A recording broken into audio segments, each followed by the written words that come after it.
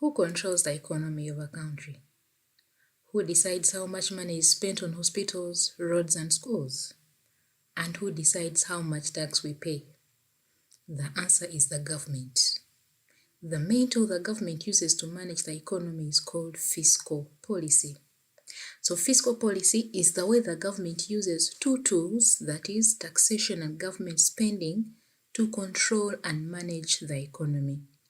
Think of the economy like a car engine. Sometimes the engine runs too fast. That means prices go up, inflation rises, things get out of control. Other times the engine is too slow, and here businesses are struggling, people are losing jobs, and the country is not growing.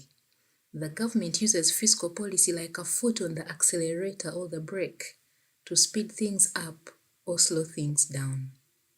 Now, there are two types of fiscal policy. One is expansionary fiscal policy, where the government spends more or cuts taxes to boost the economy.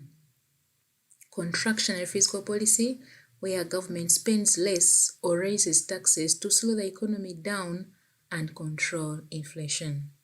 So the first tool of fiscal policy is taxation. A tax is a compulsory payment, meaning you must pay it by the law.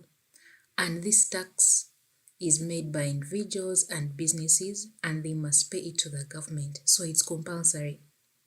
There are two main types of taxes. We have corporation tax, and this is a tax on the profits a business makes. Income tax, the tax that workers pay on their wages.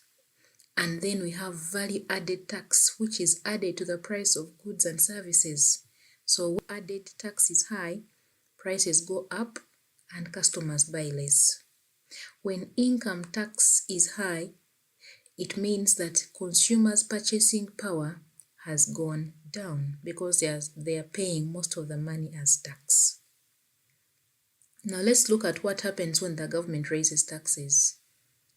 Here, if corporation tax goes up, like I said above, your business keeps less of its profit. You have less money to reinvest, less money to buy new equipment, hire more staff, or open a second shop. So your business growth slows down. If income tax goes up, your workers and customers have less money in their pockets after tax, so they spend less at your shop. So your sales go down and your revenue falls. If value-added tax goes up, the prices of goods in your shop go up. Some customers think the price is too high and stop buying, and again, your sales fall. So here is a summary of the negative impacts of higher taxes. Business profits are reduced after paying more corporation tax, less money available to invest, expand, or hire new staff.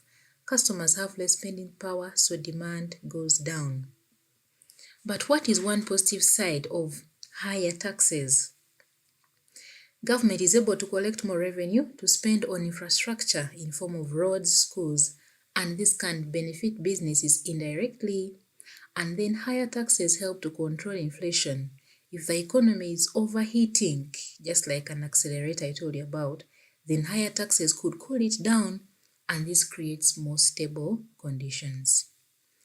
And the opposite of the above is true, so I'll go straight to the positive impacts of tax reductions. So when taxes are reduced, businesses keep more profit to reinvest and grow.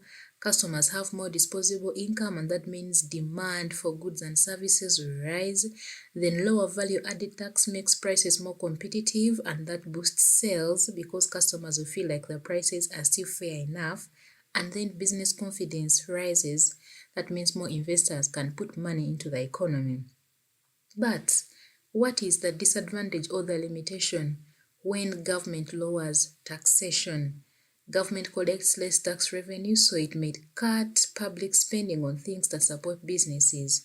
And if too many people spend too much, inflation can rise, which hurts businesses in the long run. Because remember, when taxes are reduced, it means people have more disposable income to spend, and that could actually eventually lead to inflation. Let's now look at government spending as the second fiscal policy. And this is where government uses money. It spends on public services and the economy. So it includes spending on hospitals, schools, roads, public transport, and so on and so forth. So government spending goes directly into the economy because when the government builds a new road, it pays a construction company and that company pays its workers. Those workers then spend their wages at local shops. Money circulates around the whole economy and this is called the multiplier effect. Then government can also spend money specifically to help businesses through grants, subsidies, or investing in technology and research. And this makes it cheaper and easier for businesses to operate and grow. So when government spending increases, it creates jobs directly in the public sector and indirectly in private sector businesses. Because if government is willing to spend more money in schools, infrastructure, hospitals, and so on, it means more people can get jobs since they'll be paid by government. So more people are employed, and so more people have wages to spend. Demand for goods and services goes up, and businesses benefit more from higher sales, and thus more revenue. So higher government spending on infrastructure, of course, that also has the multiplier effect. Then spending on education and training creates more skilled workforce, and businesses can find it easier to recruit qualified workers, which improves productivity and reduces training costs. Now, when government spending is cut, there it means that the opposite happens. So let's wind this up. When taxes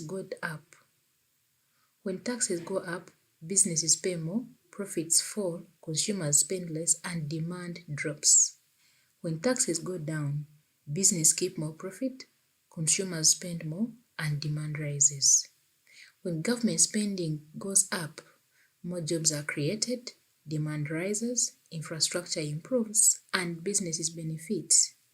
When government spending is cut, jobs are lost, demand falls, and businesses struggle.